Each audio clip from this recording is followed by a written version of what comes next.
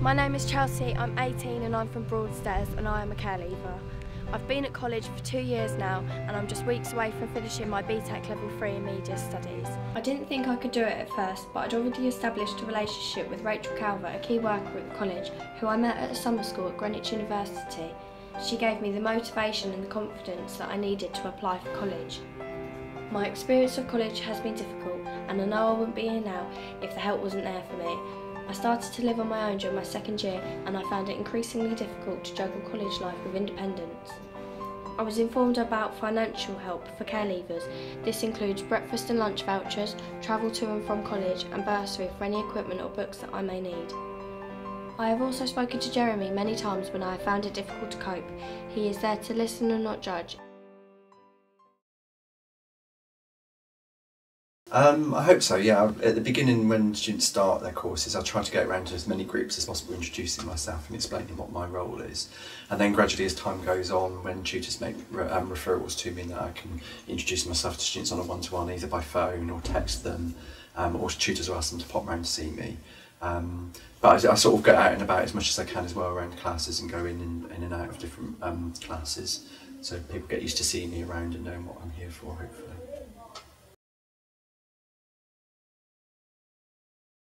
Mainly I'm a one-stop shop for referring students on to get advice, so it could be all sorts of reasons for financial help.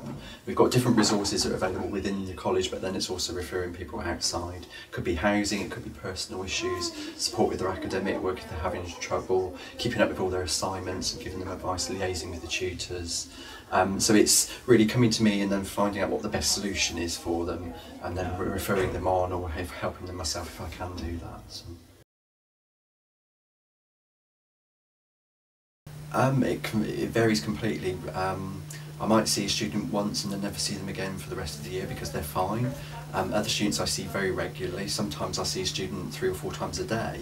If I've got a student that's got a particular issue and they're trying to deal with it, but they come back throughout the day, different points. Some students I see once a week quite regularly as well. It really varies. It's entirely up to the student really what they feel they need. So. You just make it up as you go along really, because you just don't know what the emergency will be, so depends what you're presented with. We've got issues of safeguarding sometimes, which is where if we feel a student's at risk of hurting themselves or hurting somebody else, then we need to get other agencies involved, possibly the police, social services, things like that. Generally it's things that we can handle on site within the resources that are available in the library or with the teaching staff. So it's just drawing on whatever we need, resources we need, assessing how important the emergency is, whether it needs to be dealt with straight away or it can wait till after a class or something like that. You just never know what it is, so it's just thinking on your feet really. It comes from experience as well. The more that you deal with over time, you know what situations are and what help you can get to sort those out.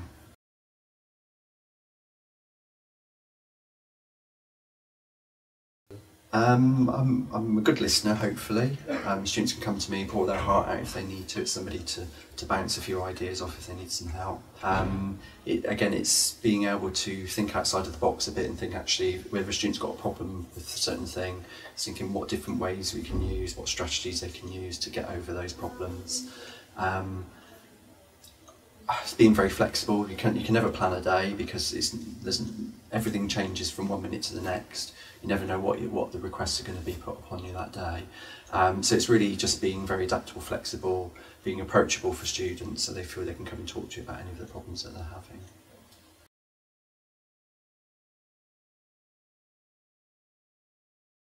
My role as the college principal is to ensure that the correct policies are in place and the resources are in place to enable young people in care to have the smoothest possible transition into college. So it's ensuring that we've got the right staff, so the college has a designated member of staff who's absolutely solely dedicated to working with young people in care, and to make sure that the resources in terms of accommodation support and financial support are in place to enable that smooth transition. Well, it supports young care leavers in a huge multitude of different ways, and it does really depend on the individual young person. but we've got support for things like accommodation, for short-term finance, for staying on track on courses, but also that important phase, which is before you start college, ensuring that the kind of application, the interview process all goes very smoothly. And as soon as we're made aware by the school or some of the other agencies that the young person wants to transfer to school, it's putting that support in really early on, so that actually those young people feel very supported in that kind of transition to college. Well, there are, as I said before, a huge number of different issues, not just with care leavers, but with students in general, in terms of some of the barriers and challenges they face to start college, but also finish college. Some of the most common ones are around things like accommodation. A number of young people want to become independent livers, and that often is a real challenge because the system itself is very complicated, and making sure there's support in place to enable that to happen is really important. So we have dedicated people who can help support that process. Also making sure that short-term financial support is there when necessary. We also, there's a £1,200 bursary which is available to young people in or leaving care, and it's enabling a one-to-one plan to be put into place to enable that £1,200 to be spent on that individual to overcome any barriers that are in place to them being successful on their programme.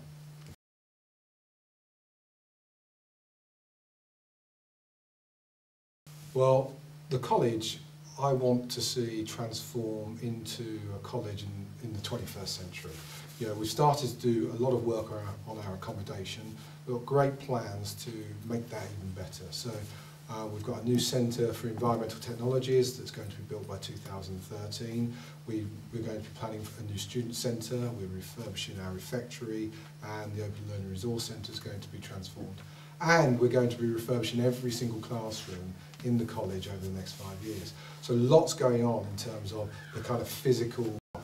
We're also rebranding. So the college from September will be known as East Kent College and not Thanet College.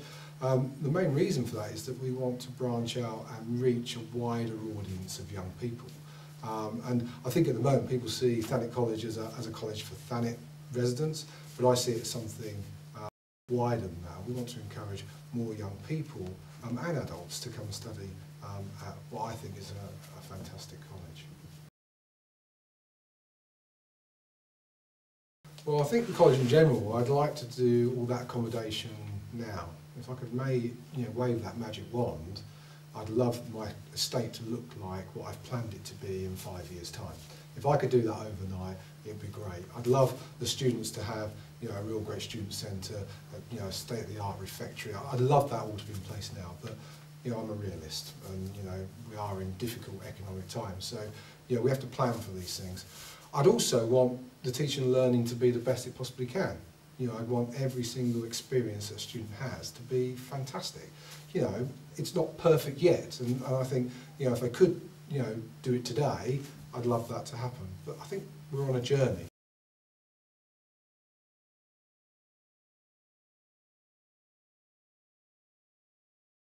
I'm the welfare advisor, and the main duties that I have are to make sure that students there's no financial barriers to learning. So if a student needs help with equipment, travel, books, childcare, if they have children, I'm there to make sure that that's all put in place so that they don't struggle while they're at college with money.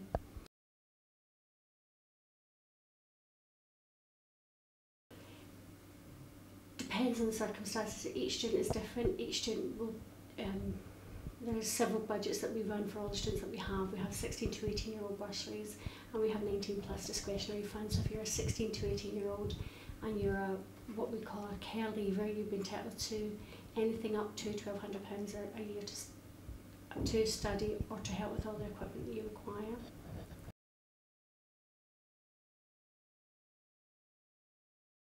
It's from the local, it's a government funding, it's come from the government. We are given directions on how to spend it, and as long as we follow those, we don't have any problems. So they will give us rules on what we must offer the students for it, and then we just follow those and everything's fine.